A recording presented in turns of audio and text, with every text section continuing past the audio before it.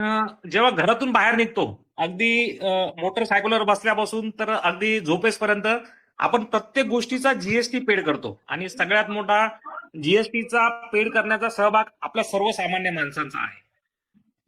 तर ह्याच्यामध्ये मी बऱ्याच वेळा सांगण्याचा प्रयत्न केलेला आहे की जीएसटीचा थोडासा प्रत्येकाने, जरी हे क्षेत्र प्रत्येकासाठी नवीन असलं तरी बारकावानी स्टडी होणं गरजेचं आहे. कारण याच्यात सगळ्यात जास्त लूटमार जी आहे ती एंड युजर म्हणजे आपल्यासारखा सामान्य माणूस जो त्या गोष्टीचा उपभोग घेतो. पण त्यामागे किती टॅक्स जातो हा कोणीच विचार करत नाही असं मला वाटतंय. एकंदरीत मी ज्या ग्रुपवरती माझ्या ऍक्टिव्हिटीनुसार किंवा माझं जे कम्युनिकेशन, लिमिटेड लोकांशी कम्युनिकेशन चालतंय, तर याच्यातले आपल्या ग्रुपमध्ये मी बघितलं 800 ते 850 मेंबर आहे. तर साधारण 15 ते 20 लोक माझ्या कंटिन्युअसली टच मध्ये असतात. जेव्हा मी कुठलंही एखादी पोस्ट करतो किंवा माझं जे अपील झालेलं आहे, जेव्हा मी पोस्ट करतो त्याच्यावरती फार कमी लोक डिस्कस करतात. मी तीच गोष्ट पोस्ट करतो ग्रुपवरती जी सगळ्यांच्या फायद्यासाठी आहे. पण मला नाही वाटत की मला दुःख वाटतंय हे सांगण्यासाठी की फार कमी लोक त्याचा स्टडी करत असेल. ह्याच्यात मी एक ऍग्रीड करतो की सर्व माझं जे कम्युनिकेशन आहे ते सेंट्रल गव्हर्नमेंटशी असल्यामुळे सगळं इंग्लिशमध्ये असतं. इंग्लिशमध्ये असल्यामुळं बऱ्याच लोकांना इंग्रजी कळत नसेल किंवा डिफिकल्टी जात असेल त्या शब्दाचा अर्थ काढण्यासाठी.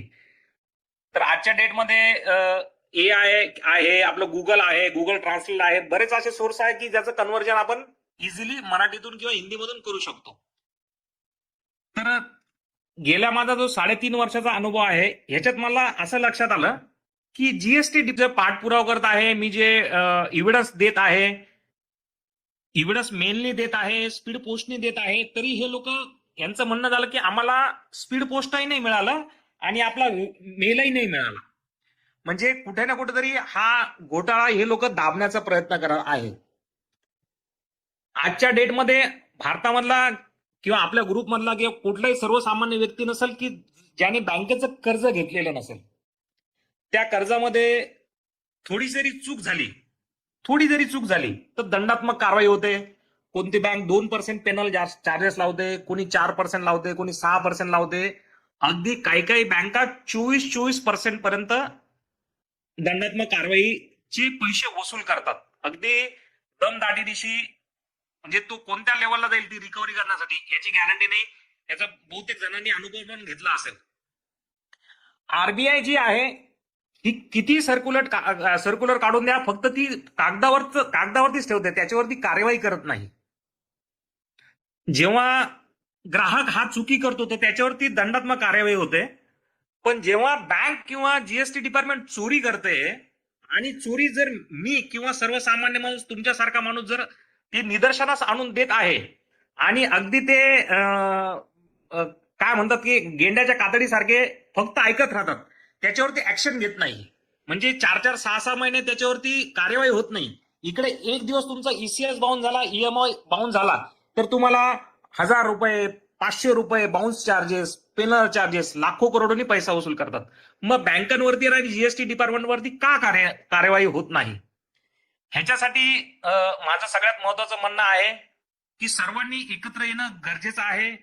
बेसिकली सगळ्या गोष्टी समजणं गरजेचं आहे. फॉर एक्झाम्पल सांगतो, जसं आता तुम्ही बँकेमध्ये काही ट्रान्झॅक्शन केले, जसं आता गुजर सरांनी सांगितलं की आपण 5 रुपये 10 रुपये जरी आपण फोन पे करतो इमिजिएटली, पण त्याच्या मागे आपला टॅक्स किती चालला, त्याच्या मागचा ड्रॉबॅक काय आहे हा कोणीही विचार करत नाही.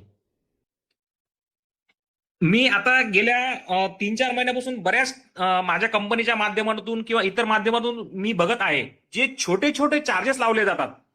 आता मला बऱ्याच जणांचे फोन पण येतात की साहेब मी बँकेत स्टेटमेंट काढायला आलो तर त्याला चार्जेस किती लागतात. तर मी सरळ उत्तर देतो त्यांना की 118 रुपये लिगली घ्यायला पाहिजे त्यांनी.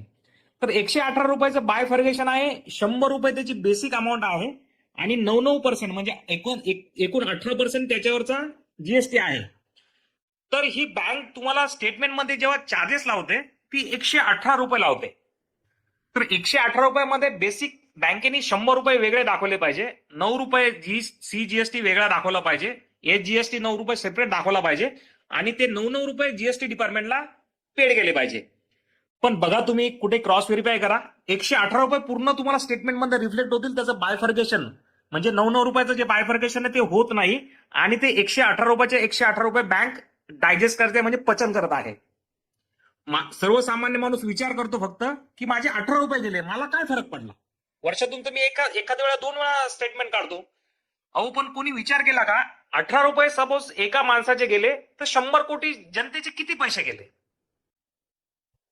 ह्याचा कोणी विचार केलाय? कोणी उत्तर देऊ शकेल?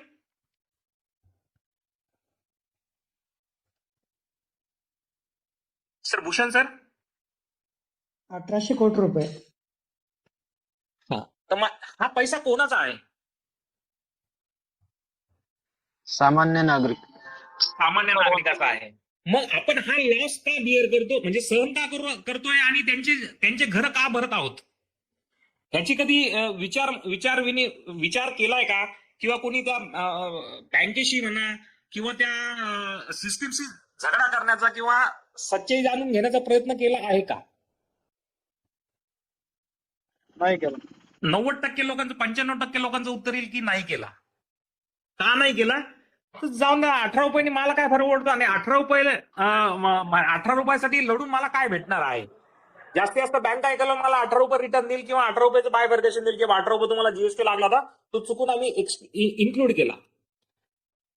तर माझा जो 3.5 वर्षाची जी तपश्चर्या आहे ह्याच्यामध्ये मी जे बँक दंडात्मक कारवाईवरती जो जीएसटी लागायला पाहिजे होता, मी आता काही काही गोष्टी इथं क्लिअर करतो की पेनल चार्जेसवरचा जीएसटी हा 18% ऍप्लिकेबल आहे आणि माझ्याकडे जे जे काही इव्हिडन्सेस आहे त्यामध्ये प्रत्येक खात्यातून बँकेने मिनिमम 3 लाखापासून तर मॅक्झिमम 1.5 करोड रुपयापर्यंत पेनल चार्जेस रिकव्हर केलेला आहे कस्टमर कडून.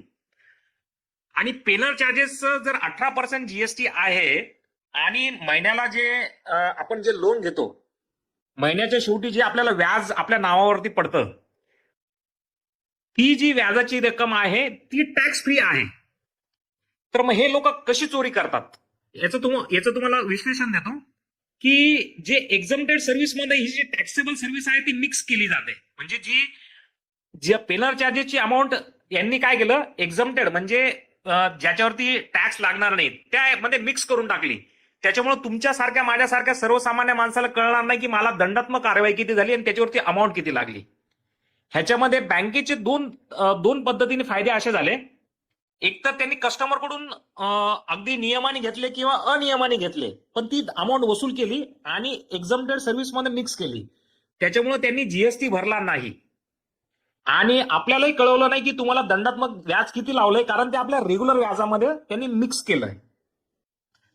म्हणजे बँकेने सरळ सरळ 2 लोकांना मूर्खामध्ये काढलंय, एक सर्वसामान्य माणसाला आणि एक जीएसटी डिपार्टमेंटला. तर याच्यामध्ये जो मी घोटाळा याच्या अगोदर मी फिगर सांगितलेली आहे की 9,017 एकूण बँक आणि एनबीएफसी म्हणजे नॉन बँकिंग फायनान्स कॉर्पोरेशन, जसं बजाज फायनान्स आहे, इंडिया बुल्स फायनान्स आहे, अशा ज्या मोठ्या मोठ्या कंपन्या आहेत की ज्या अवाढव्य पेनल चार्जेस वसूल करतात. तर अशा टोटल भारतामध्ये 9,017 बँक आणि एनबीएफसी आहेत की ज्यांनी 1/7/2017 ते 27 जानेवारी 2025 पर्यंतचा जीएसटी भरलेला नाही. आणि माझा वैयक्तिक असा अंदाज आहे हा कमीत कमी 50 लाख करोड रुपयाचा घोटाळा आहे.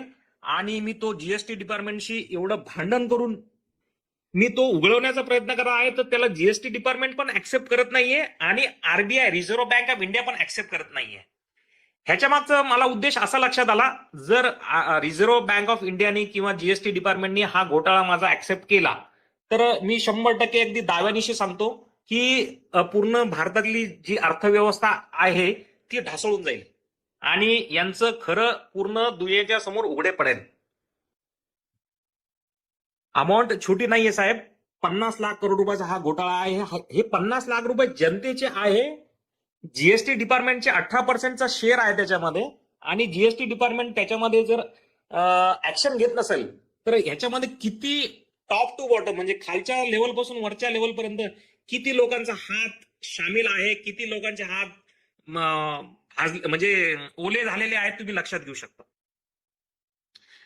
तर सांगण्याचं तात्पर्य आहे की मी जे काही करत आहे ह्या क्षणी घोटाळा उघड करण्यासाठी, प्रत्येक गोष्टीसाठी. म्हणजे मी जसं तुम्हाला 118 रुपयाचं उदाहरण सांगितलं, अगदी मी त्या बँक चार्जेस पासून तर पूर्ण मोठ्या स्कॅम पर्यंत मी पूर्ण हात टाकलेला आहे. ह्याच्यामध्ये स्वतः मोदीजी आहेत, निर्मला सीतारामन आहे, लोकसभा स्पीकर आहे, आपले फडणवीस साहेब आहे, ह्या सगळ्यांना मेल जात आहे.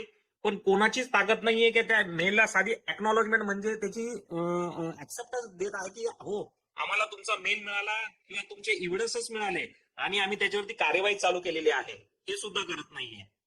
म्हणजे तुम्ही सर्व विचार करू शकतात की ही जी घोटाळ्याची व्याप्ती किती मोठी आहे. आणि खरोखर जर हा घोटाळा, माझी मनापासून इच्छा आहे, जेव्हाही हा घोटाळा बाहेर निघेल तेव्हा सर्व सर्व सामान्य जनतेपासून अगदी मोठ्या माणसापर्यंत याचा फायदा होणार आहे. दुसरी गोष्ट मी तुम्हाला सांगितली की 1/7/2017 ते 27 जानेवारी 2025 याच्या मागची हिस्ट्री सांगतो मी. जेव्हा मला हा घोटाळा लक्षात आला, मी 24 जानेवारी 2025 रोजी पूर्ण माझे जे पुरावे आहेत ते मुंबईच्या DGGI म्हणजे director general of general intelligence, म्हणजे इंटेलिजन्स जे डिपार्टमेंट आहे त्यांना पाठवल्यानंतर यांनी काय केलं, 27 जानेवारी 2025 ला ते सर्व पुरावे भेटल्यानंतर यांनी एका रात्रीमध्ये फायनान्स मिनिस्टर निर्मला सीतारामन यांच्याबरोबर मीटिंग केली आणि त्या पेनल चार्जेसवरचा जो जीएसटी आहे तो टॅक्सेबल होता आणि तो एक्झम्प्टेड करून टाकला, म्हणजे त्याच्यातला टॅक्स माफ केला. पण त्याचा इफेक्ट जो घेतला तो 28 जानेवारी 2025 पासून घेतला आणि मला पुरावे पाठवले आहे. याच्यामध्ये काही अर्थ नाही म्हणून आम्ही तुमचे हे एव्हिडन्सेस आणि हा अर्ज रिजेक्ट करत आहोत, असं मला बाकायदा उत्तर दिलं. मग मी पुन्हा त्यांना एक रिजॉइंडर लेटर पाठवलं की साहेब, जर तुम्ही माझे एव्हिडन्सेस ऍक्सेप्ट करत नाहीये किंवा ही सत्य घटना नाही आहे तर मग 1/7/2017 ते 27 जानेवारी 2025 पर्यंतचं काय. त्या DGGIच्या डिपार्टमेंटने गेल्या 8 महिन्यापासून उत्तर दिलं नाहीये. तर माझ्या आता असं लक्षात आलं, मी ते पुरावे दिल्लीला सुद्धा पाठवले. दिल्लीला पाठवल्यानंतर मला असं लक्षात आलं की दिल्लीच्या ही DGGI डिपार्टमेंटने मला असं सांगण्यात आलं की तुमचा आम्हाला आतापर्यंत मेल पण मिळाला नाही आणि स्पीड पोस्ट पण मिळालेलं नाहीये. तर मला हे सिद्ध करण्यासाठी मला 4 महिने कमीत कमी 25 RTI असे फायटिंग करावं लागले हायर लेवलवरती. आज 17/6/2025 रोजी त्यांना जे स्पीड पोस्ट मिळालेलं, त्यांनी आता गेल्या महिन्याच्या 17/11/2025 ला ऍक्सेप्ट केलं की हो तुमचे पुरावे आम्हाला मिळालेले आहेत. म्हणजे यांनी ऍक्सेप्ट केलं हे 4 महिन्याच्या प्रतीक्षेनंतर. मग यांनी 4 महिने काय केलं दिल्लीवाल्यांनी आणि 9 महिन्यापासून मुंबईवाल्यांनी काय केलं. सरळ सरळ गोष्ट आहे की हा स्कॅम जीएसटी डिपार्टमेंटही दाबण्याचा प्रयत्न करत आहे आणि कोणी वैयक्तिक जीएसटी डिपार्टमेंटचा किंवा आरबीआयचा माणूस असेल की तो वैयक्तिक त्याचा इंटरेस्ट असेल, याच्या मागे 100% कोणत्या ना कोणत्या मोठ्या नेत्याचा म्हणा, पक्षाचा म्हणा किंवा पंतप्रधानाचा म्हणा किंवा फायनान्स मिनिस्टरचा म्हणा, हा 100% हात आहे. हे मी त्यांना लिखितमध्ये पण लिहून दिलेला आहे. हा जो ग्रीव्हन्स आहे किंवा हा जो स्कॅम आहे, हा पुन्हा मी सांगू इच्छितो, जर जेव्हाही बाहेर येईल ना तेव्हा मी सगळ्या लोकांना, भारतातल्या लोकांना सांगणार आहे की तुमच्यावरती जे आतापर्यंत जे कर्ज तुम्ही फेडलेलं असेल किंवा चालू असेल, ह्याच्यापैकी 1 पैसा सुद्धा तुम्ही बँकेला रिपेमेंट नका करू, म्हणजे परतफेड करू नका. अगोदर तुम्ही सर्व आतापर्यंत तुमच्याकडे वसूल केलेलं व्याज आणि पेनल चार्जेस किंवा चार्जेस याचा पूर्ण 1-1 रुपयाचा हिशोब घ्या. मी अगदी दाव्यानिशी 100% सांगतो तुम्हाला, कोणतीही बँक किंवा कोणतीही NBFC आणि कोणती जीएसटी डिपार्टमेंट तुमच्या पुढे येणार नाही की तुम्हाला खरोखर व्यवस्थित हिशोब दिला जाईल. म्हणजे तुमच्याकडून 100 रुपये जर तुम्ही कर्ज घेतलेला आहात तर त्याचे ऑलरेडी 300 रुपये वसूल केलेले आहे आपल्याकडून, जे आपल्याला लक्षात आलेले नाहीये. तर त्यांना 100 रुपयाचे ऑलरेडी 3 रुपये भेटलेले आहेत. ते चुकीच्या पद्धतीने त्यांनी घेतलेले आहे तर ते ऍक्सेप्टच नाही करू शकत. तर माझा पूर्ण प्रयत्न चालू आहे की हा स्कॅम बाहेर यावा, भारतातल्या प्रत्येक जनतेला कळावा. मी भरपूर वेळा ग्रुपवरती माझे सर्क्युलर्स, म्हणजे माझे जे प्रथम अपीलचे जे हे येतात, निर्णय येतात, मी सगळ्या वेळा पोस्ट करत असतो आणि मी आवर्जून, जरी मला इंग्लिश मराठीमध्ये लिहिता येत नाही, टाईप करता येत नाही, तर मी इंग्लिशमध्ये मराठी लिहितो की हे व्यवस्थित वाचा, याच्यातलं डेप्थ काय आहे ते समजा. पण फारच कमी लोक याच्यातलं डेप्थ चेक करण्याचा प्रयत्न करत असतील असा माझा अंदाज आहे. तर सर्वांना आवर्जून नम्र विनंती आहे की प्रत्येकाने बँकेच्या क्षेत्रामध्ये आपलं जे स्टेटमेंट आहे की आपण जे महिन्याभरात ट्रान्झॅक्शन केलेलं आहे, आजचा जमाना नेट बँकिंगचा आहे, इझिली आपलं स्टेटमेंट डाउनलोड होतं, फोन पे स्टेटमेंट डाउनलोड होतं, ते एकदा आवर्जून मंथली चेक करा. त्याच्यामध्ये किती किती बँकेने किती किती चार्जेस लावलेले आहे आणि ते कोणत्या स्वरूपात लावलेले आहे, एकदा याची शहानिशा करा. खरोखर ते चार्जेस लिगली लागलेले आहेत किंवा इलिगली लागलेले आहेत याची शहानिशा करा. तुम्हाला कुठे ना कुठे बँकेची 100% नाही 200% चूक भेटेल. मग तुम्ही पुढे बरेच लोक आणि मी सुद्धा गाईड करतो की तुम्ही ही कंप्लेंट जर बँक ऍक्सेप्ट करत नसेल तर आरबीआयला टाका. तर मी आता माझ्या पीसी समोर बसलेलो आहे, मी तुम्हाला आरबीआयच्या कमीत कमी 100 कंप्लेंट्स दाखवतो की आरबीआयने आतापर्यंत निष्क्रियता दाखवून एकही बँकेवरती कार्यवाही केलेली नाही आहे आणि बँकेवरती कोणतीही वसुली करून दिलेली नाही की हो ह्या व्यक्तीबरोबर किंवा ह्या ग्राहकाबरोबर अन्याय झालेला आहे आणि तुम्ही जो एक्स्ट्रा पैसा घेतलेला आहे तो बँकेला रिफंड करावा, अशी आतापर्यंत आरबीआयची एकाही केसमध्ये ताकद झालेली नाहीये. मी अगदी आरबीआयला कंप्लेंट केल्यानंतर तिथून रिस्पॉन्स येत नाही. तुमच्या पीएमओ पोर्टल असो, सीपी ग्राम पोर्टल असो, ह्याच्यामध्ये अगदी सर्वसामान्य माणसासारखे अगदी जनरिक म्हणजे अगदी सामान्य उत्तर येतात की ज्याच्यामध्ये खुले खुले जीएसटीला वाचवलं जातं, बँकेना वाचवलं जातं. हे लोक इतके यांचे हात इतके भाजलेले आहेत की हे कुठल्या प्रकारची कार्यवाही करू शकत नाही. ह्याच्यामुळं आपल्याला काहीतरी करायचं आहे, काहीतरी बदल आणायचा आहे सिस्टीम मध्ये. तर आपण ग्रुपने किंवा संघटनेने गेलं तर हे काम 100% सक्सेस होणार. जसं आता गुजर साहेबांनी सांगितलं की पोलीस स्टेशन तर एवढं एवढं म्हणजे खालच्या लेवलला गेलेलं आहे, त्याचं जिवंत उदाहरण मी स्वतः आहे. आज मी एवढी मोठी पोस्ट टाकली नाशिक जिल्ह्याबद्दल. नाशिक जिल्ह्यामध्ये आता गेली 2-3 महिन्यापासून एक कॅम्पेन राबवला जात आहे की नाशिक जिल्हा कायद्याचा बालेकिल्ला.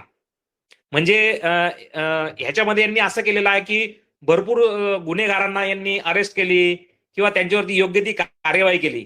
पण ही वरच्यावरती आहे, हा दिखावा आहे, हे मी आज माझ्या उदाहरणावरून त्यांना स्पष्ट करून दिलेलं आहे. गेल्या 21 सप्टेंबर पासून मी त्या सिस्टीमशी लढत आहे. मी स्वतः 4 वेळा माझ्या गावाकडे जाऊन आलो. एवढा मोठा समोरच्यांच्या हातून गुन्हा झालेला आहे.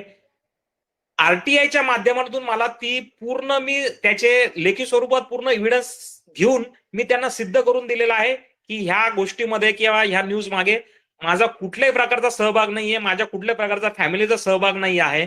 हे सिद्ध करून दिल्यानंतरही हे साधी एक एफआयआर सुद्धा नोंदवू शकत नाही. याच्यासारखी दुःखद घटना काय असली पाहिजे. म्हणजे हे डिपार्टमेंट अगदी बघा तुम्ही, डीजीपी आहे, आयजीपी आहे, कमिशनर आहे, कलेक्टर आहे, या सगळ्यांना मेल टाकल्यानंतर यांनी साधी एक्नॉलॉजमेंट सुद्धा दिलेली नाही आहे. तर योगाने मला दुपारी भूषण सरांनी संपर्क साधला आणि त्यांनी मला एक नवीन गोष्ट शिकवली की आपण कोणतंही कम्युनिकेशन केल्यानंतर किंवा मेल केल्यानंतर त्याची एक्नॉलॉजमेंट येते आपल्याला. याची त्यांनी मला एक जीआर दिलेला आहे. मी त्याचा उपयोग करा म्हणजे त्यांचं येण्याच्या अगोदरच मी ऑलरेडी मेल केलेला होता, कारण मी स्वतःवरती कंट्रोल करू शकलो नाही. मला तो मेल करणं फार जरुरी वाटलं म्हणून मी भूषण सरांचं न ऐकता तोपर्यंत मी मेल करून टाकलेला होता. तर बऱ्याच गोष्टी ह्या सिस्टीमशी फाईट करण्यासारख्या आहे. तुमच्यासारखा माझ्यासारखा जर सर्वसामान्य माणूस जर सिस्टीमशी जर लढला तरच आपण एवढे जे कष्टाने पैसे कमवत आहे ते कुठंतरी वाचणार आहेत, त्याच्यातलं आपल्याला ज्ञान येणार आहे. बँकेने किंवा जीएसटी डिपार्टमेंटने ती वसुली करो अथवा न करो, तर त्याची सच्चाई आपल्याला कळली पाहिजे की खरोखर ही वस्तुस्थिती आहे ही खरी आहे का. जसं आता लेटेस्ट उदाहरण सांगतो. आता गव्हर्नमेंटने दिवाळीमध्ये डिक्लेअर केलं की 12%चा जो जीएसटी आहे तो 5% वरती आणला. मी अगदी माझ्या पर्सनली अनुभवावरून असं सांगू इच्छितो की हा फक्त एक दिखावा आहे. निवडणुका जवळ आलेल्या आहेत आणि पब्लिकला, सर्वसामान्य जनतेला अट्रॅक्ट करण्यासाठी ही योजना राबवली गेलेली आहे. याचं सगळ्यात जिवंत उदाहरण आहे मेडिकल. आजच्या डेटमध्ये जसं जीएसटी डिपार्टमेंट आहे किंवा बँकिंग क्षेत्र आहे तसं मेडिकल हे सगळ्यांना आवश्यक आहे. बघा तुम्ही, एखादी वस्तू जर तुम्हाला एखादं औषध जर 100 रुपयाला याच्या अगोदर भेटलं असेल आणि त्याच्यावरती 12% जीएसटी असेल म्हणजे त्याची मूळ किंमत 88-89 रुपये असली पाहिजे, तेव्हा त्याचे 100 रुपये होतात. आज ती 12% वरून 5% वरती आणली गेली तर ती वस्तू आपल्याला 93-94 रुपयाला भेटायला पाहिजे होती. पण आजही ती जी वस्तू आहे ती तुम्हाला 100 रुपयालाच भेटणार. म्हणजे सरळ सरळ गव्हर्नमेंटने 7% फायदा हा कंपन्यांसाठी करून दिलेला आहे, सर्वसामान्य माणसांसाठी केलेला नाहीये. आज तुम्ही औषधं घेताना मेडिकलमध्ये जा, कोणीही बिल मागण्याचा प्रयत्न करत नाही. का करत नाही? कारण आपल्याला माहित आहे की फक्त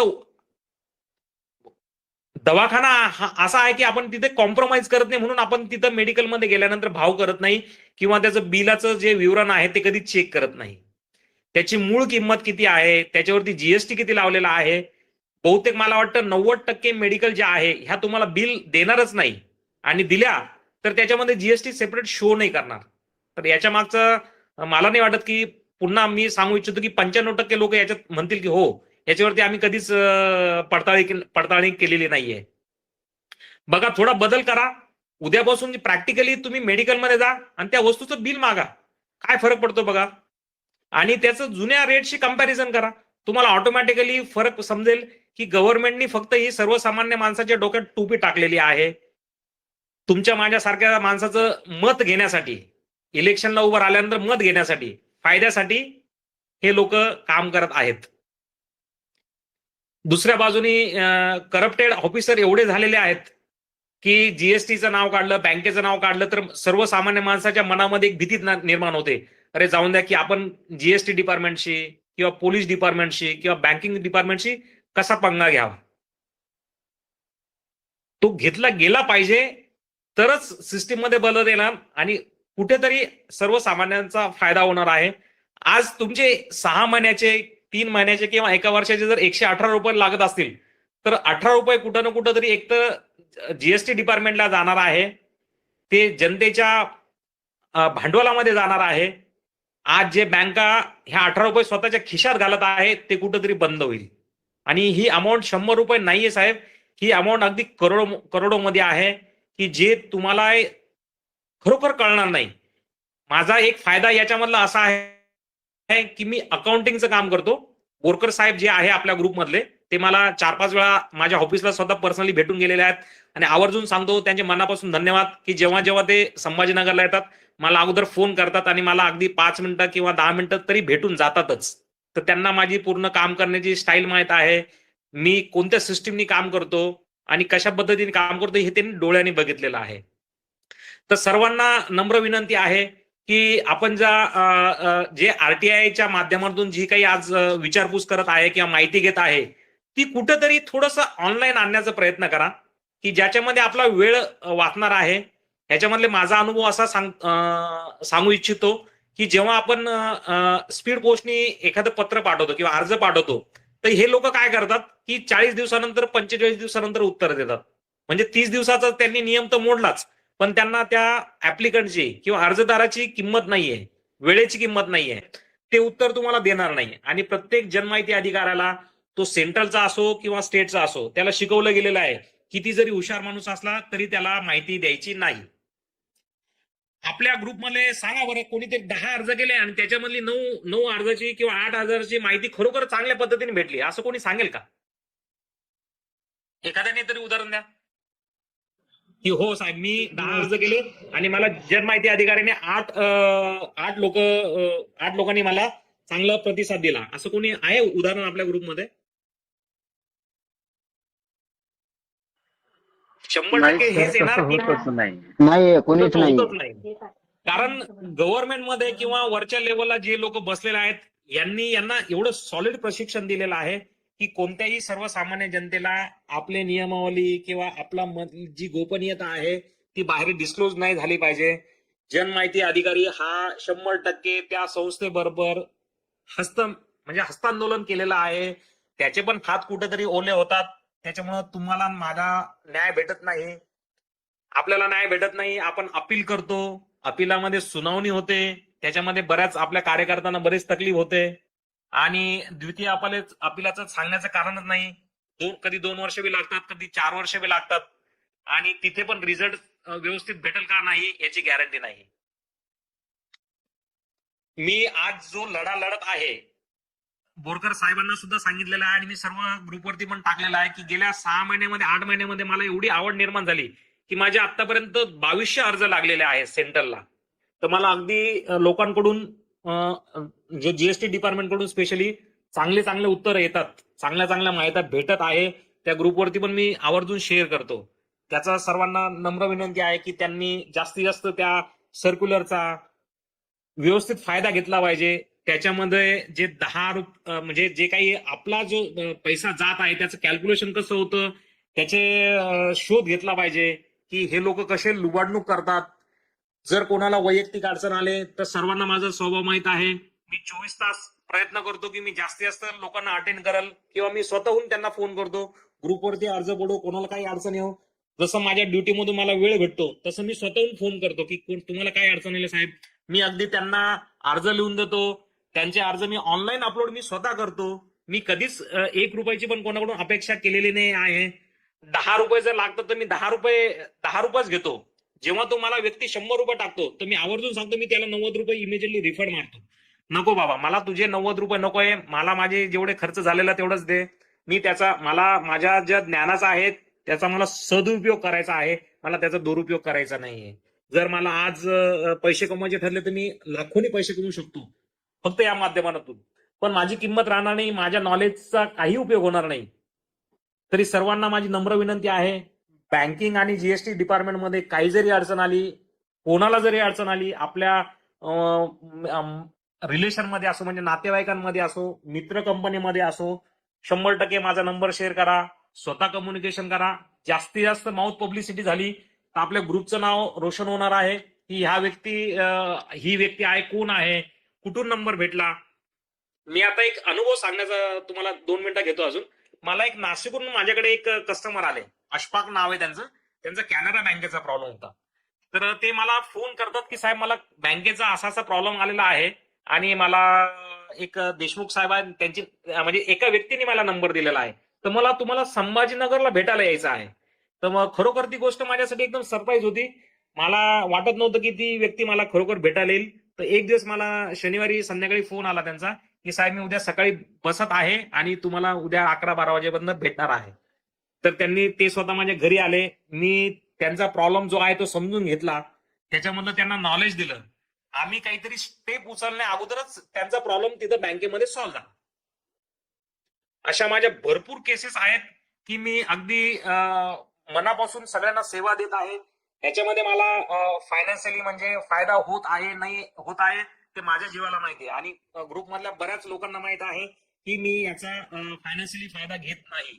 आणि जास्तीत जास्त माझ्याकडून जेवढे एफर्ट्स देता येईल, जेवढं माझं रिप्रेझेंटेशन जे आहे ते लोकांसमोर जाईल आणि त्याचा फायदा सर्वांना होईल होईल अशी माझी इच्छा आहे. ह्याच्यासाठी सर्वांनी सपोर्ट केला तरच मी कुठंतरी सक्सेस होणार आहे. आणि मी 100% दाव्यानिशी सांगू इच्छितो की मी लवकरात लवकर सिस्टीममध्ये कुठेतरी बदलाव आणून, चेंज आणून आपल्या ग्रुपचं, आपल्या सर्वांचं नाव रोशन होईल असं काम करणार आहे. खूप तर धन्यवाद याच्यामध्ये जर सर. कोणाला काही प्रश्न असेल किंवा काही अडचण असेल, तुम्ही आता मला विचारू शकता, मला वैयक्तिक संपर्क साधू शकतात. अगदी माझे म्हणजे सर्वांना मी अगदी बंधू भगिनींना नम्र विनंती आहे की कधीही मला फोन लावायला किंवा मेसेज टाकायला बिलकुल असं हे नका करू की माणूस बिझी असेल की याला कसा फोन लावायचा. मला बरेच लोक म्हणतात की साहेब तुम्ही फार बिझी असतात. पण एक लक्षात घ्या, बऱ्याच लोकांना माझा अनुभव आहे, जर मला वेळ नसला तर मी वेळ निघाल्यानंतर मी त्यांना कॉल करतो किंवा मेसेज टाकतो की मी तुम्हाला 15-20 मिनिटांनंतर कॉल करेल किंवा तुम्ही मला 15-20 मिनिटांनंतर कॉल करा, असा आवर्जून मेसेज पण टाकतो मी जर मला वेळ नसला. मी पण प्रायव्हेट नोकरीमध्ये असल्यामुळे मला माझ्या प्रायव्हेट सराउंडिंगचा पण विचार करावा लागतो. बोरकर साहेबांनी लाईव्ह बघितलेला आहे तरी मी त्या नोकरीमध्ये रिस्क घेऊन मी माझं काम करतो आणि सर्वांना जास्तीत जास्त सहकार्य करण्याचा प्रयत्न करतो. ह्याच्यात माझं जे उद्देश आहे की माझं नाव जास्तीत जास्त लोकांपर्यंत पोहोचावा आणि त्याचा माझा ज्या ज्ञानाचा फायदा आहे हा सर्वसामान्य लोकांना व्हावा ही इच्छा आहे. मी सर एक पुन्हा एकदा माझा सर्वांचे प्रश्न होता. हा बोला सर. तुम्ही जे म्हटल्या हे जे आता समजा पेनल म्हणून जे चार्जेस घेतात 118 रुपये,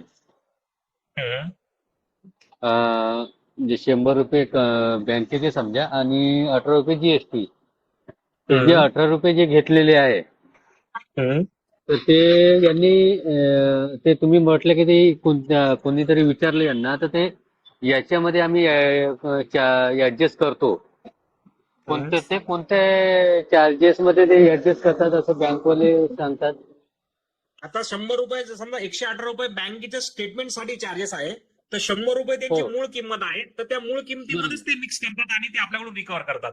म्हणजे अच्छा, जे म्हणजे जे जनतेच्या 118 तिजोरीमध्ये रुपये चार्जेस आहेत पहा. हा 118 रुपये जे चार्जेस आहे ते ऍक्च्युअल 100 रुपये आहे आणि 99 रुपये हा सीजीएसटी या जीएसटी आहे, सेंट्रल टॅक्स आणि हो स्टेट हो, टॅक्स. तर तो नाही नाही, ते आलं लक्षात. लोकांच्या तिजोरीमध्ये किंवा जीएसटीच्या तिजोरीमध्ये जायला पाहिजे, तर हे स्वतः पोचून हा घेतात. हा, तर ते जीएसटी डिपार्टमेंटने समजा यांना विचारलं किंवा तुम्ही ते बोलले तर तेव्हा यांनी बँकवाल्यांनी ऍडजस्टमेंट सारखं काही कोणत्या तरी चार्जेस मध्ये ऍडजस्टमेंट केले असे सांगितले तर ते कोणतं तुम्ही एक वर्ड यूज केले होते तिथे. हे बघा, पेनल चार्जेस आणि एक्झम्प्टेड म्हणजे टॅक्सेबल सर्व्हिस, एक्झम्प्टेड सर्व्हिस मध्ये टॅक्सेबल सर्व्हिस मिक्स करून टाकली यांनी. त्याच्यामुळे तो जो टॅक्सेबलचा पैसा आहे, जो टॅक्स वसूल केलेला पैसा आहे, तो यांनी म्हणजे लोकांना एक्झाम्पल पोचून घेतला. एक्झाम्पल मध्ये टाकून दिलेला आहे. हा एक्झम्प्टेड मध्ये टाकून दिलेला आहे. एक्झाम्पल मध्ये. हा हा हा, बस हा हो. शब्द पाहिजे. हा, ऍक्च्युली मी हो. पण मनापुरम फायनान्सला आहे आणि होम लोनला हो. तर ऍक्च्युली ओके. आता मला हे 6-7 महिने झालेले आहे, मला माहित पडलंय. ऍक्च्युली 500 आम्ही काय करतो पेमेंट चार्जेस लागले एखाद्या कस्टमरचे चेक बाउन्स झालं समजा तर आम्ही 590 रुपये घेतो. अगदी तर अगदी ते बरोबर आहे. मला त्याच्यामध्ये लक्षात येऊन राहिलं की 500 रुपये आमचे चार्जेस आहे आणि 90 रुपये जीएसटी आहे. एकदम 100% बरोबर. 18% हा, जीएसटी म्हणजे आहे. 18 सॉरी. हा, ह्याच्यामध्ये सगळ्यात मजेची बाजू सांगतो मी. आता याच्यामध्ये जर तुम्ही बँकेला 90 रुपये जमा केले यांनी. हम्म. हा, 90 रुपये जमा केले ना, तर एक समजा ईएमआय बाउन्स झालं तर हम्म. 90 रुपये आले ना कंपनीला, मनप्रोमला, हो, कंपनीला 90 रुपये आले एका कस्टमर कडून. असे कितीतरी एका बाउन्सिंग कस्टमर होतात. कडून. हो. हो, आता ते आम्हाला असं वाटत होतं की हे 90 रुपये ते हे मनप्पुरम किंवा आमचे फायनान्स आहे ते वरती जीएसटी डिपार्टमेंटला देत असतील मग. पण आता आता मी तुमच्या तुम्हाला बोलण्यावरून तोच लक्षात पॉईंट येऊन सांगू राहिलं का इच्छितो. अजिबातच नाही देत. ऐका ना सर, तुम्हाला सर हेच सर हॅलो सर मी हॅलो अगोदर तुम्हाला सांगू इच्छितो. जर तुम्ही हा बँकेला जर इन्क्वायरी केली ना की साहेब हे 90 रुपये माझ्याकडून वसूल केलेले आहे, हे जीएसटीचा सेपरेट हेड मध्ये का दाखवले नाही, हा अगोदर प्रश्न विचारा. आणि खरोखर हे जीएसटी डिपार्टमेंटला गेले का नाही गेले याची विचारपूस करा. बरं काय उत्तर येतं बघा.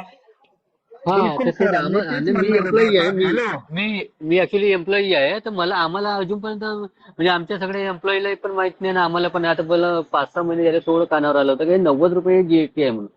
आणि याच्यामध्ये खूप जास्त असं म्हणजे या 90 रुपयाच्या पेनल्टीचे जे 90 रुपये आहे हे कोणत्याच एम्प्लॉईला मला वाटतं मला सुद्धा माहित नाही. तर भरपूरशा म्हणजे 99% लोकांना एम्प्लॉईला आम्हाला माहितीच नाही. आम्ही म्हणतो की 590 रुपये पेनल्टी आहे. तर नाही नाही नाही, हा, 500 रुपये आता चार्जेस आहे तुमचं ना, 18% जीएसटी आहे. हा, 90 आणि रुपये ते तुम्हाला हे याच्यातलं आहे. सगळ्यात महत्वाचा मुद्दा सांगतो. तुम्ही मन्नपूर फायनान्स मध्ये आहे, 100% हा तुमचं हेड ऑफिस मुंबईला असणार. हे लोक काय उत्तर देणार? समजा तुम्ही मॅनेजरला प्रश्न विचारला किंवा त्याच्या स्टाफला प्रश्न विचारला तर ते काय उत्तर देणार तुम्हाला की साहेब हे सगळं वरचे लोक बघतात, वरचे लोक पेड करतात, त्याच्यामुळे आम्हाला माहित नाही, असं तुम्हाला उडवडीचं उत्तर भेटेल नाही नाही, 100%. आम्ही येतोय का आम्ही स्टेटमेंट ऑफ अकाउंट काढतो ना, तर त्याच्यामध्ये 590 रुपये पेनल्टी घेतलं म्हणून दिसते ना आम्हाला. हो. म्हणजे ते तर तुम्ही जे बोलले की कंजप्शन मध्ये येते ते सरळ यांनी बँकेवाल्यांनी ठेवलेले आहे. हा, तर त्याच्यामध्ये लिहून बँकेवाल्यांनी आलं पाहिजे ठेवलेलं की आहे. 90 रुपये जीएसटी ला गेले म्हणून. आणि जी कोणीही व्यक्ती जीएसटी मध्ये रजिस्टर असेल तर त्या व्यक्तीला बेसिक व्हॅल्यू म्हणजे मूळ किंमत आणि टॅक्सेबल किंमत ही वेगवेगळीच दाखवावं लागते. ती दाखवावं मिक्स लागते. हा, हो, दाखवावंच लागते. दाखवावं लागेल ना. तर आमच्या स्टेटमेंट मध्ये सरळ 590 रुपये म्हणूनच येतं सर. म्हणजे तर हा, 590 तर तुम्ही रुपये बोलले एकत्र आहे. तो बरोबर आहे. तर तुमचे 100% 90 रुपये त्यांनी खाऊन घेतले असं समजा तुम्ही. हा, 100%. जीएसटी डिपार्टमेंटला न जाता बँकवाल्यांनी ठेवले. हो हो हो हो हो. आता आता हे हे बघा, हे लोकल फक्त लेवल झालं. स्टेटमेंट तुम्ही जे चार्जेस बोलता आहे, की हेड ऐका ना ऑफिस सर. मध्ये हे सगळं माहिती आहे. तर हॅलो ऐका ना, हे फक्त 100 रुपये तुम्ही स्टेटमेंट चार्जेस सांगितले. पेनल चार्जेस म्हणजे काय? पेनल चार्जेस म्हणजे आता तुम्ही म्हणतात की चेक बाउन्स झाला, चेक बाउन्सिंग चार्जेस त्यांनी 500 रुपये आणि 90 रुपये टॅक्स घेतला. पण जो तुमचा जी ईएमआय बाउन्स झाला त्यावरती हम्म. हे पुन्हा 2% किंवा 4% किंवा 6% वेगळे लावणार. हम्म, हम्म. आलं लक्षात तुमच्या? हा ते बँकवाले ज्या बँकेचे चेक राहील ते सपोज वेगळे तुमचा हे 10,000 आमच्या मनोरमचे सांगतोय आम्ही. हा, सपोज तुमचा 10,000 रुपयाचा ईएमआय आहे, तर 590 हम्म, तर वसूल करतीलच करतील. तर तुमच्याकडून हम्म. पेनल इंटरेस्ट म्हणून 200 रुपये, 300 रुपये, 400 रुपये पुन्हा एकदा वेगळे वसूल करतील. तर त्याला हो. म्हणतात दंडात्मक कार्यवाही. हा ते मग दंडात्मक सर ते तर याच्यावर ते काय ते कारवाई शक्य केली आहे. पाहिजे? हॅलो हा सर, त्याला चोरी नाही म्हटले जैन सर, त्याला ते जे दंडात्मक म्हटल्यानं ते पेनल चार्जेस कस्टमर डिले करेल तर त्याचे ते त्याला दंडात्मक चार्जेस आहे ते बँकेचे ठीक आहे, पण हे जे सरळ सरळ 90 रुपये आहे हे चोरी आहे. मला साहेब असं मला दिसून एक पडतं गोष्ट सांगा तुमच्या. तुम्ही. हॅलो त्या हॅलो सर बँकेचे रिप्रेझेंटेटिव्ह आहे म्हणून तुम्हाला सांगू इच्छितो, जे खरोखर पेनल चार्जेस जे रिकव्हरी केले जातात ते खरोखर नियमाने केले जातात का, आणि नियमाची अमाऊंट आहे का, तुम्ही सांगा आता सर्वांसमोर. नाही ते एक कस्टमरला भीती बा तुम्ही अजून डिले कराल तर तुम्हाला आणखी तुमचे वाढेल हे त्याच्यासाठी आहे हे आम्हाला नाही नाही नाही, मी तुम्हाला पण सिद्ध ते करून दाखवतो. मी तुम्हाला सिद्ध करून दाखवतो की तुम्हाला पेनल चार्जेस लागणारच नव्हते, तरी बँकेने पेनल चार्जेस वसूल केलेले आहेत. अशा मी किती रुपयाचे केसेस दाखवू साहेब तुम्हाला? असे लाखो ओके. रुपये. अमाऊंट माझी हजारामध्ये नसते. मी जेव्हा वर्किंग करतो ना त्या सगळ्या फिगर्स लॅक्स करोड मध्ये आहे. बरोबर राईट हा. अजून विचारू का कोणाला सर? हा, विचारा विचारा. हा सर, आता हे तुम्ही सगळं बायफर्केशन बरोबर सांगितलं आम्हाला, हम्म. परंतु प्रॅक्टिकली आम्हाला एक कस्टमर म्हणून आमचे पैसे कशा पद्धतीने इन्क्लूड केले गेले 590 मध्ये, जसं तुम्ही वेगवेगळे डिपार्टमेंटला पैसे पाठवायला पाहिजे किंवा जे पेनल चार्जेस लावले पाहिजे हे आम्हाला कळणार कसे? मी बऱ्याच वेळा प्रयत्न केला, एचडीएफसी बँकेला नेहमी मी अर्ज देऊन हे करायचा प्रयत्न केला की बाबा तुम्ही जे काही चार्जेस लावलेले हिडन चार्जेस आहे काय ते मला क्लिअर करा म्हणून पत्र दिलेले आहेत मी तसं वास्तविक पाहता त्यांना, परंतु त्यांचं कधीही मला उत्तर मिळालेलं नाही.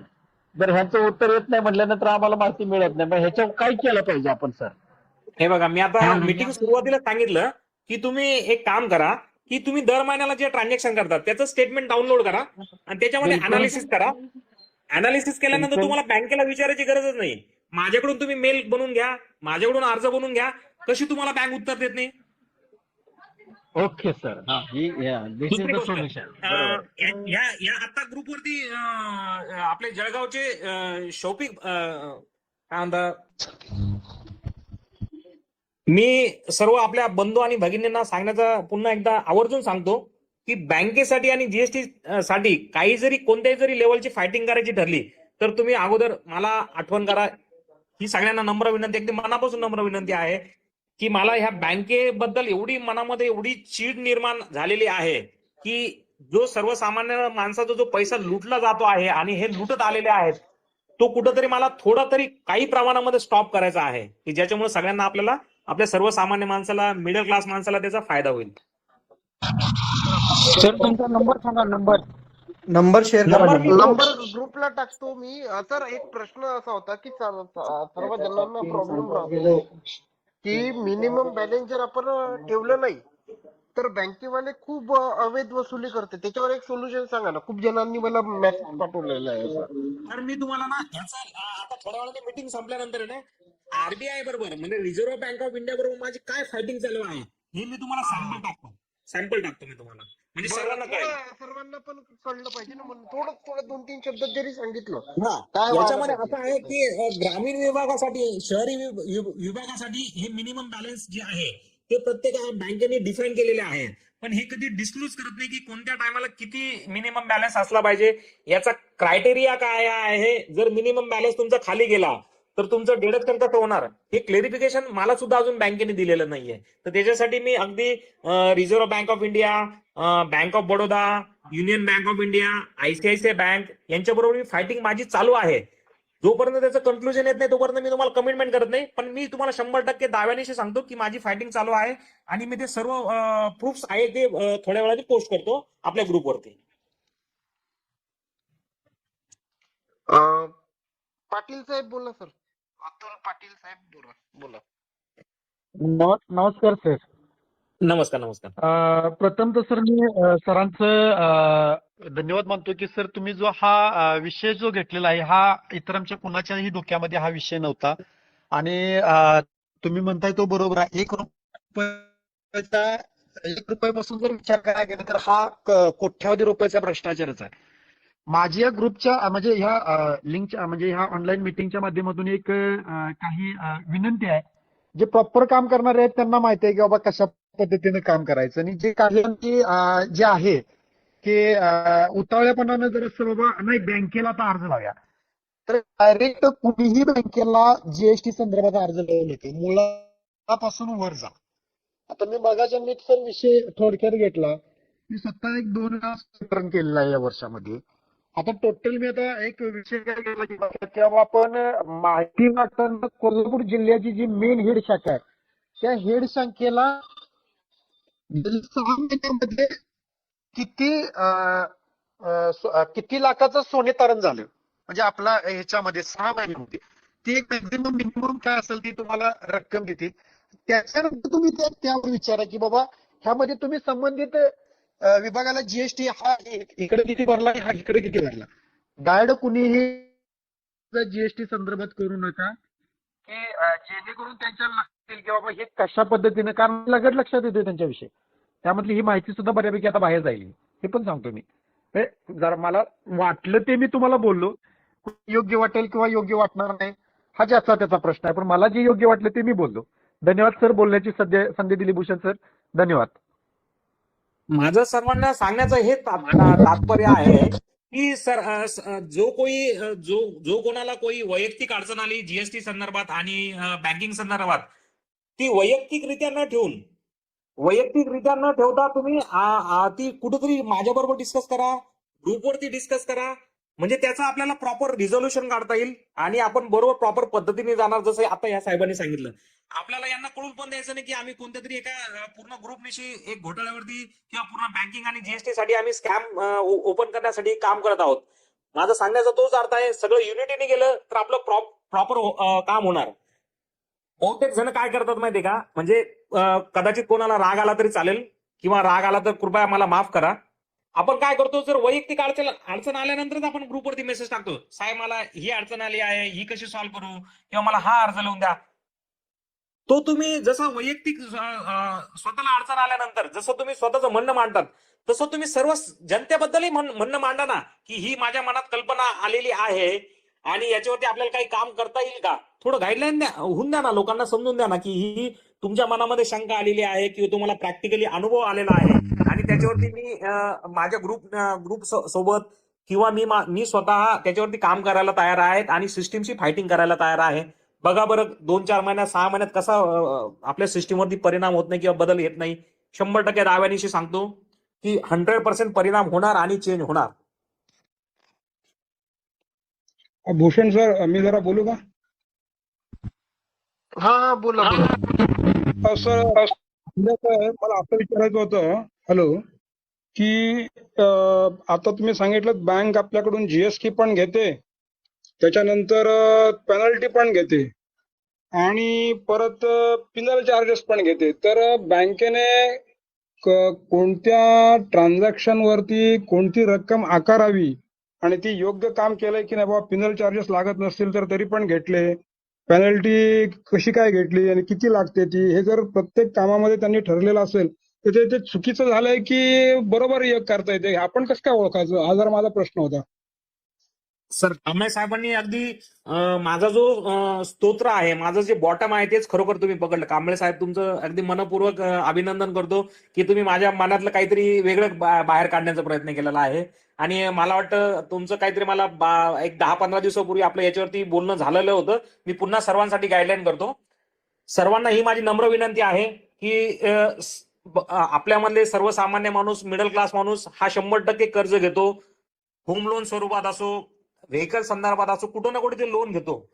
तर आपण जेव्हा लोन सँक्शन साईन करतो तर ते कोणी वाचतंय का मला सांगा बरं.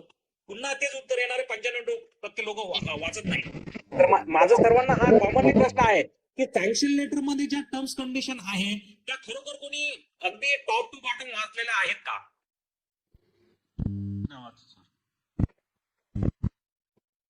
लोकांना समजतच नाही सर, त्यामुळे वाचायचा प्रयत्नच करत नाही. हा, तर आपल्याला हा सिस्टीम मध्ये बदलाव आणायचा आहे. जेव्हा तुम्ही लोन सँक्शन घेतात ना, तेव्हा त्याचं सँक्शन लेटर बँकेकडून आवर्जून घेणं गरजेचं आहे. तुम्ही एक ऑब्झर्व करा, बँक तुम्हाला कधी सँक्शन लेटर देत नाही फिजिकली, फक्त साईन करून घेते आणि त्याची कॉपी त्यांच्याकडेच ठेवते, तुमच्याकडे एक कॉपी देत नाही. नाही देत, बरोबर. आणि जेव्हा तुमच्यावरती अडचण येते ना, तेव्हा तो तुमचं सँक्शन लेटरची प्रत दाखवते, बघा हे तुम्ही साईन केलेलं आहे, जे तुम्ही वाचलेलं नाहीये. आणि तुम्ही तोपर्यंत हजारोनी, लाखोनी, करोडोनी लुटले गेलेले असतात. तेव्हा तुमच्या लक्षात आलं येतं की माझ्यावरती हा अन्याय झालेला आहे, आणि ती बँक तुम्हाला कागद सँक्शन लेटर प्रूफ म्हणून दाखवते, बघा ही तुमची साईन आहे आणि तुम्ही ऍक्सेप्ट केलेलं आहे. तर प्रत्येक गोष्ट ही सँक्शन मध्ये मेन्शन असते आणि त्यांना मेन्शन करणं आवश्यक आहे. तरीही काही काही हुशार बँका काही काही क्लॉज असे टाकतात की त्याच्यामध्ये हिडन क्लॉज टाकतात की इतरही काही चार्जेस किंवा ईटीसी हा शब्द फार महत्वाचा आहे. तर तो ईटीसी शब्द साईन करताना 100 वेळा विचार करा की मला या सँक्शनवरती साईन करायचं आहे का नाही आहे. एक उदाहरण सांगतो. नामांकित डॉक्टर आहे इथे संभाजीनगरचे, त्यांनी 9% रेट ऑफ इंटरेस्टनी कोविड मध्ये लोन घेतलं, 1,80,00,000 रुपये. आणि कोविड आल्यामुळं त्यांना ते नेहमी ईएमआय भरणं पॉसिबल झालं नाही. तर बँकेने त्यांच्या सँक्शनवरती साईन करून घेतलेलं होतं की जर तुमचा ईएमआय बाउन्स झाला तर त्याच्यावरती 24% पेनल्टी लागणार, म्हणजे तुमच्या व्याज दराच्या 300 पटीने जास्त तुमच्याकडून आम्ही पैसे वसूल करणार. तर त्या डॉक्टरकडून त्या फायनान्स कंपनीने आतापर्यंत 1,80,00,000 अगेन्स्ट मध्ये 2,10,00,000 रुपये वसूल केले करून अजूनही 1,80,00,000 तशीच्या तशी त्यांची बेसिक अमाऊंट शिल्लक त्यांना पेबल आहे. फक्त त्याची एकच मिस्टेक झाली, सँक्शन साईन करताना त्यांनी बघितलं नाही की मला 24% पेनल चार्जेस लागणार आहे. तर याच्या मला सांगण्याचा अर्थ हाच आहे की कोणतंही लोन सँक्शन घेताना किंवा कोणते लोन घेताना ते अगदी छोटं असो किंवा मोठं असो, तुम्ही सँक्शन लेटर घेतलंच पाहिजे. आणि त्याची एक कॉपी तुम्ही मेलवरती घ्या, एक कॉपी हार्ड कॉपीने घ्या.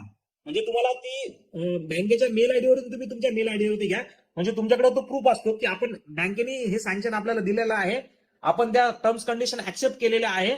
आणि जर तुम्हाला त्या क्षणी असा काही क्षण असेल की तुम्हाला सँक्शन ते वेळेवरती वाचणं शक्य नसेल तर तुम्ही नंतर वाचा. त्याच्यावरती काही ऑब्जेक्शन असेल तर तुम्ही बँकेवरती इमिजिएटली ऑब्जेक्शन घ्या की मला साहेब हा क्लॉज चुकीचा वाटत आहे, किंवा हा क्लॉज नसायला पाहिजे, किंवा ह्या क्लॉज मध्ये माझं भविष्यात नुकसान होणार आहे, त्याच्यामुळे तो क्लॉज काढण्यात यावा. आणि त्या बँका असे क्लॉज हेतू पुरस्कार टाकतात कस्टमरला फसवण्यासाठी. ते विचार करत नाही की हा माझा 25 वर्षाचा कस्टमर आहे का 50 वर्षाचा कस्टमर आहे. त्या कस्टमरच्या रिलेशनशिपशी त्यांना काहीच घेणं देणं नाही. फक्त त्यांना एकच घेणं आहे की याच्याकडून जास्तीत जास्त पैसे कसे उकळता येईल, बस हेच टार्गेट आहे सर्व बँकांचं.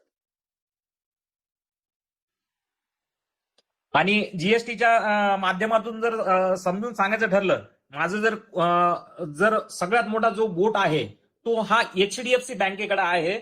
एचडीएफसी बँक आजच्या घडीमध्ये माझ्या दृष्टिकोनातून किंवा माझ्या अनुभवातून पूर्ण 90-17 बँकांपैकी सगळ्यात करप्ट बँक म्हणजे एचडीएफसी बँक आहे. एचडीएफसी बँकेमधून जर कोणी कर्ज घेतलेलं असेल तर तुम्ही हे पूर्ण लोकांपर्यंत पोहोचवा की एचडीएफसीचं जे लोन आहे त्याचे कॅल्क्युलेशन बरोबर होत आहे का, पेनल चार्जेस हे लोक जे रिकव्हर करत आहेत ते बरोबर करत आहे का. तुम्हाला 100% सांगतो मी, आतापर्यंतच्या माझ्या अनुभवानुसार प्रत्येक एचडीएफसीच्या अकाउंटमध्ये फ्रॉड आहे. आणि तो साधा नाहीये, लाखोनी आणि करोडोनीच आहे, हजारोमध्ये नाहीये. तर एचडीएफसीच्या बाबतीत आवर्जून मला अगोदर फोन करा जर कोणाला अडचण येत असेल तर. आणि राहिली गोष्ट, साहेबांनी जसं आता साहेबांनी सांगितलं की हे चार्जेस कसे ओळखायचे, तर तुम्ही स्टेटमेंट डाउनलोड करा महिन्याचा आणि एकदा स्वतः व्हेरीफाय करा. नसेल तुम्हाला जमत तर माझ्याकडे पाठवा, मी तुम्हाला व्हेरीफाय करून देतो की तुम्हाला ह्या महिन्यामध्ये बँकेने किती चार्जेस एक्स्ट्रा लावले जे लागायला नव्हते पाहिजे. किंवा तुमची जीएसटीची जर बँकेने चोरी केलेली असेल तर आपण त्यांच्यावरती इमिजिएटली ऍक्शन घेऊ शकतो. ह्याच्यामध्ये फक्त पेनल चार्जेस नाहीये साहेब, तुम्ही लॉकर रेंट घ्या, तुम्ही पेटीएम चार्जेस घ्या, तुम्ही आरटीजीएस चार्जेस घ्या, तुम्ही एनईएफटी चार्जेस घ्या, अगदी तुम्ही आता जे आयएमपीएस करतात, म्हणजे युपीआय मध्ये एक फंक्शन आहे आयएमपीएस म्हणून की जे 0 सेकंदामध्ये समोरच्या अकाउंटमध्ये पैसे जातात त्याला आयएमपीएस म्हणतात. तर त्या आयएमपीएस सुद्धा बँक 5 रुपये 20 पैसे चार्जेस लावते प्रत्येक ट्रान्झॅक्शनला. तर ते खरोखर किती ट्रान्झॅक्शनला आपल्याला ऍप्लिकेबल आहे का नाही आहे. जर नसेल तर बँकेने लावली असेल तर बँकेला काय अर्ज करायचा आणि ती अमाऊंट कशी रिव्हर्सल करायची याची गाईडलाईन तुम्ही स्वतः निर्णय घ्या किंवा माझ्यावरती निर्णय सोपवा. मी केव्हाही सहकार्य करायला तयार आहे.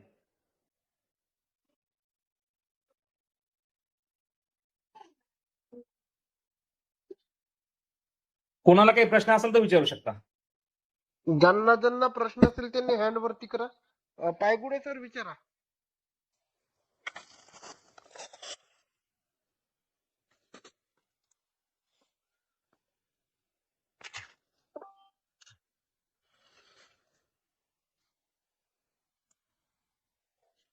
भिकाजी कांबळे सर विचारा.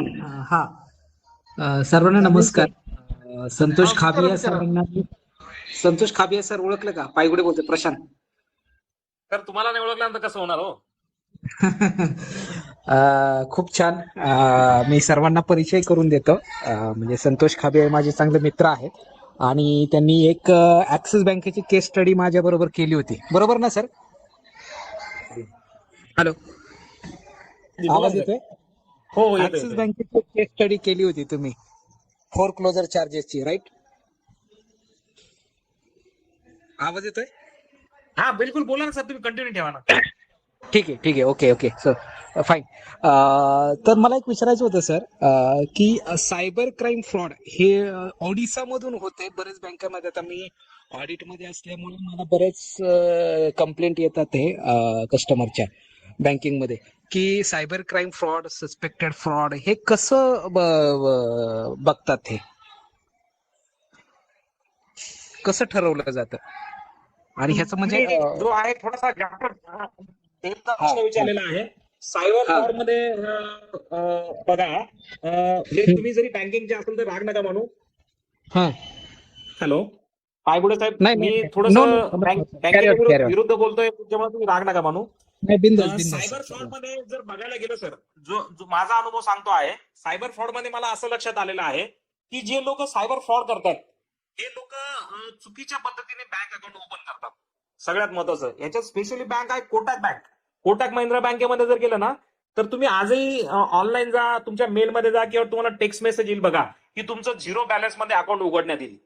तर झिरो बॅलन्स मध्ये जेव्हा अकाउंट उघडलं जातं ना हे कोटक बँके थ्रू, म्हणजे स्पेशली सांगतो मी, ते हे डॉक्युमेंट व्हेरिफिकेशन करत नाही हो, आणि इतके इझिली अकाउंट ओपन करतात की म्हणजे चना फुटाण्यासारखे, आपण जे चणे फुटाणे कसं फ्रीमध्ये वाटतो तसे हे लोक काम करतात.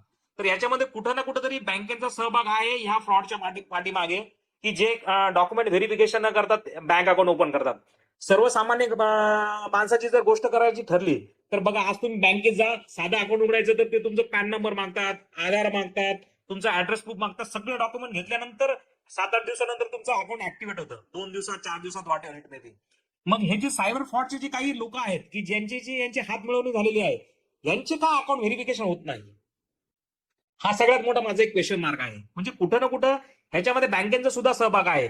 हे त्या सायबर फ्रॉडचं म्हणजे टॅलेंट म्हटलं पाहिजे की ते सर्वसामान्य माणसात काय म्हणजे कशा पद्धतीने मूर्ख काढतात आणि अकाउंट मधून कसे पैसे उकळवतात हे तर दररोज आपण पेपरला वाचतोच आहे.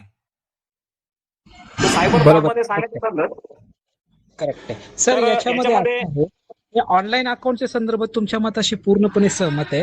याच्यात proper verification, proper EDD, proper due diligence, proper field verification असं काहीच झालेलं नसतं.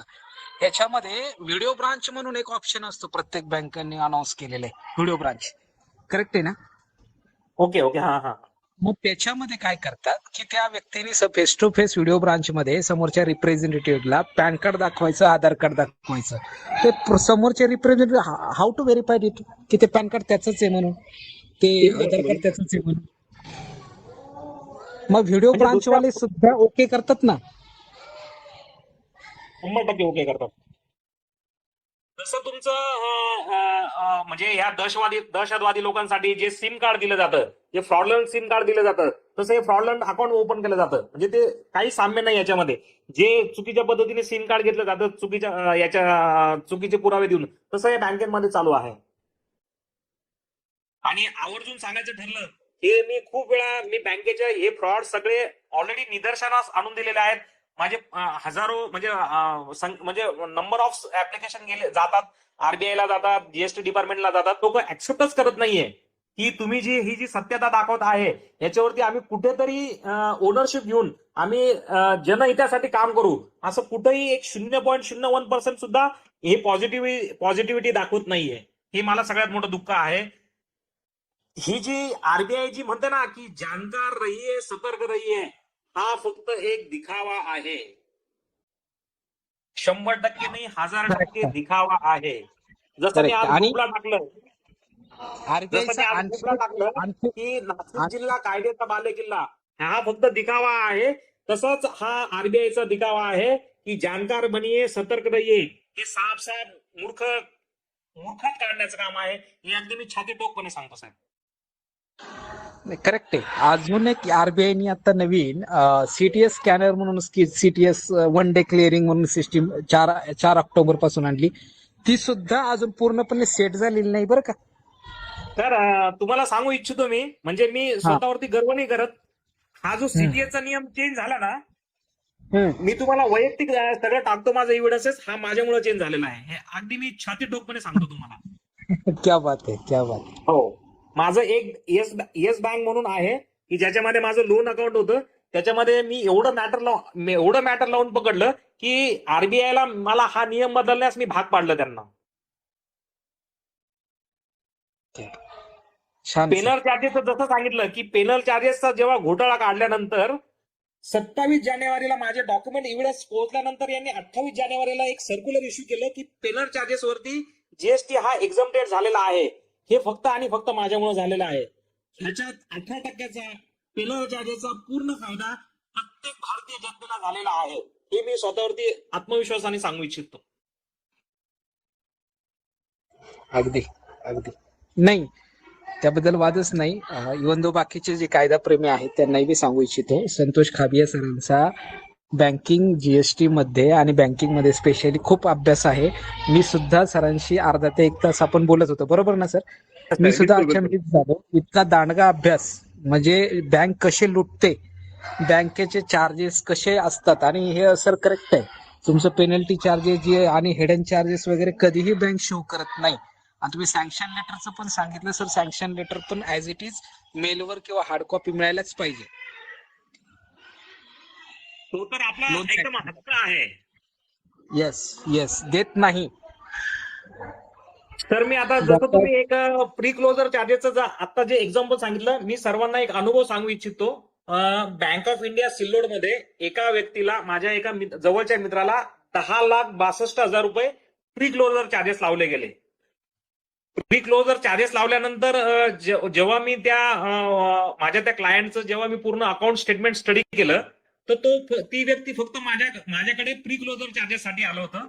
पण मी त्याला काय सांगितलं की तू बँक अकाउंट स्टेटमेंट पण दे, त्याचा पण मी स्टडी करतो, त्याच्यात जर काही निघाला, त्याचा जर तुझा काही फायदा झाला तर ते पण पैसे मी रिकव्हर करून देतो. तर अगदी म्हणजे माझ्या लाईफ मधली ती सगळ्यात सक्सेसफुल स्टोरी आहे. जेव्हा मी पूर्ण अकाउंट स्टेटमेंट चेक केल्यानंतर माझ्या असं लक्षात आलं की कस्टमरच्या अकाउंटला from the first day to closure date यांनी 1% एक्स्ट्रा पेनल चार्जेस लावलेला आहे, जी सिस्टीम ऑटोमॅटिकली घेत आहे. आणि आतापर्यंत त्याचे 4,45,000 रुपये बँकेने पेनल चार्जेस हिडन पद्धतीने घेतलेले आहे. आणि जेव्हा मी हे सर्व शो केल्यानंतर मला मॅनेजरचा फोन आला, साहेब त्यांनी मला सांगितलं की तुमचे जे प्रॉपर्टीचे डॉक्युमेंट आम्ही रिलीज केले नाही, कशामुळे? Preclosure चार्जेसमुळे.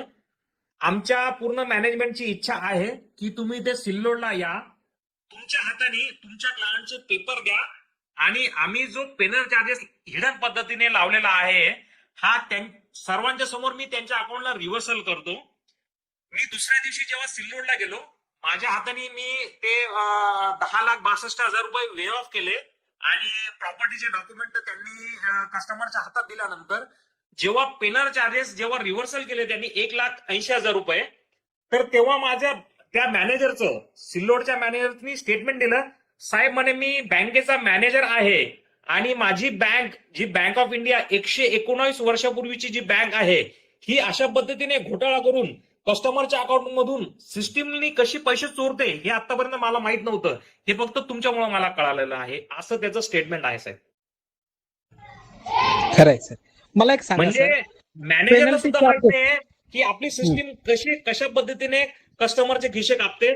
यांच्याकडून तुम्हाला फक्त एकच उत्तर येणार, अरे जे काही करते ते माझी सिस्टीम करते. अरे पण सिस्टीम चालवणारा किंवा सिस्टीमला कमांड देणारा हा तुमच्यासारखा माझ्यासारखा सर्वसामान्य माणूसच आहे.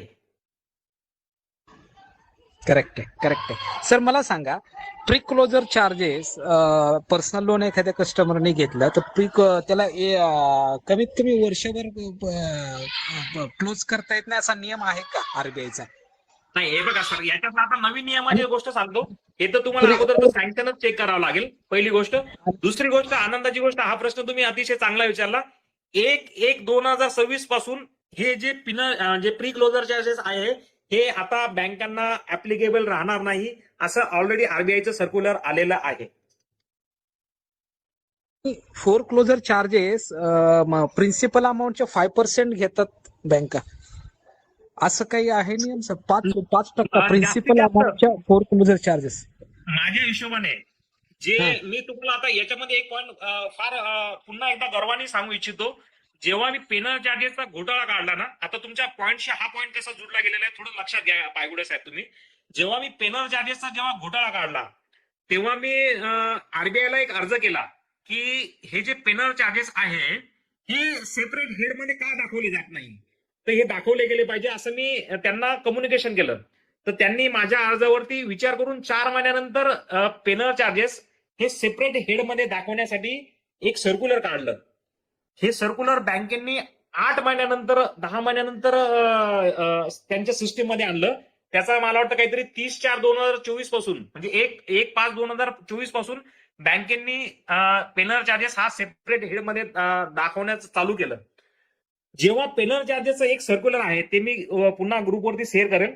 त्याच्यामध्ये एक क्लॉज आहे की कस्टमरला जे तुम्ही प्री क्लोजर चार्जेस असो, पेनल चार्जेस असो किंवा इतर काही चार्जेस असो, हे अगदी स्पष्टपणे सँक्शन मध्ये लिहिलेलं गेलेलं पाहिजे.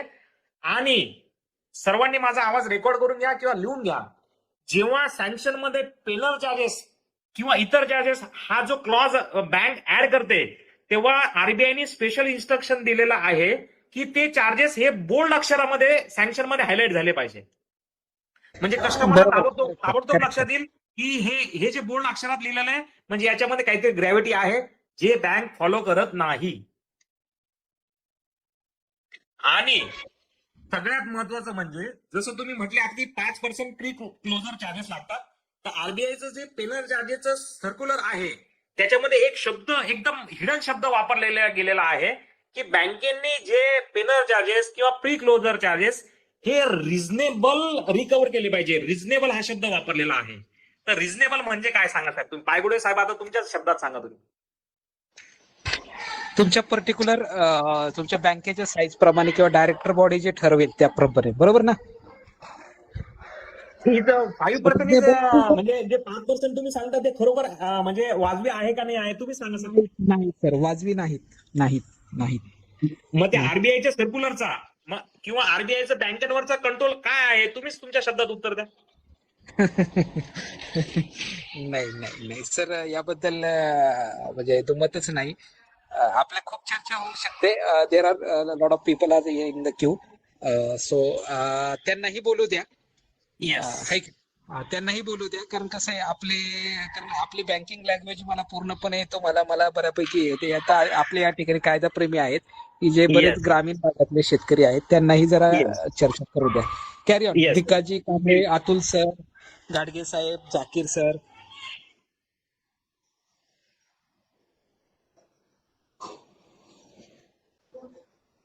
सरजी विचारा भिकाजी कांबळे सर. बोला सर. बँकेची जे डायरेक्टर बॉडी आहे ते जे पेनल्टी लावतायत ते रिझर्व्ह बँकेच्या नियमाप्रमाणे लावत नाहीत, मग त्याबद्दल कशी ऍक्शन घेता येते? तुम्ही जे 24% सांगितलं हे जर सांगायचं ठरलं तर सर्वांना जसं मी इन्स्ट्रक्शन दिलेलं आहे, आता इन्स्ट्रक्शन कोण फॉलो करतं नाही करतं तो स्वतःचा वैयक्तिक प्रश्न आहे. अशा काही ज्या केसेस असतील ज्याच्यामध्ये तुम्हाला अनालिसिस करायचं आहे तर एकदा तुम्ही माझ्याकडे सॅम्पलसाठी अनालिसिस सगळी स्टेटमेंट द्या. मी तुम्हाला 100% काढून देतो की याच्यामध्ये बँकेने हिडन पद्धतीने कसे पेनल चार्जेस तुमच्याकडून रिकव्हर केलेले आहे. त्याचा तुम्हाला वैयक्तिक स्टडी करावा लागेल, जो माझा स्टडी ऑलरेडी झालेला आहे. आणि त्याच कारणासाठी मी गेल्या 3.5 वर्षापासून बँकेबरोबर आणि जीएसटी डिपार्टमेंट बरोबर लढत आहे. तुम्ही जो 24% सांगितला होता हा रिझर्व्ह बँकेच्या नियमाप्रमाणे बसतो की नाही बसतोय? सर आता पायगुडे साहेबांनी सांगितलं 5%, त्याला मी ऍक्सेप्टेबल नाही तर 24% ला कसं ऍक्सेप्ट होईल? Okay sir, thank you. ठीक सर. जास्तीत जास्त 2%, म्हणजे 2% पण खूप झालं, कारण हे जे अमाऊंट रिकव्हर करतात हे पूर्ण आउटस्टँडिंगच्या 2% घेतात. म्हणजे सपोज आता तुमचं एखादं लोन घेतलेलं आहे, 1 करोड रुपये लोन घेतलेलं आहे आणि तुम्ही बँकेला वेळेवरती इन्शुरन्स कॉपी नाही दिली, तर तुमच्या इन्शुरन्स प्रीमियमची व्हॅल्यू आहे फक्त 2,000 रुपये. सपोज एक एक्झाम्पल घ्या, पण तुमच्याकडून 20,000 रुपये त्याची पेनल चार्जेस रिकव्हर करतात. म्हणजे ही प्रीमियम तुमच्या म्हणजे इन्शुरन्स प्रीमियम पेक्षा 10 पटीने एका दिवसात पैसे रिकव्हर करते बँक. म्हणजे तुम्ही विचार करा की बँक किती प्रमाणामध्ये लुटत असेल.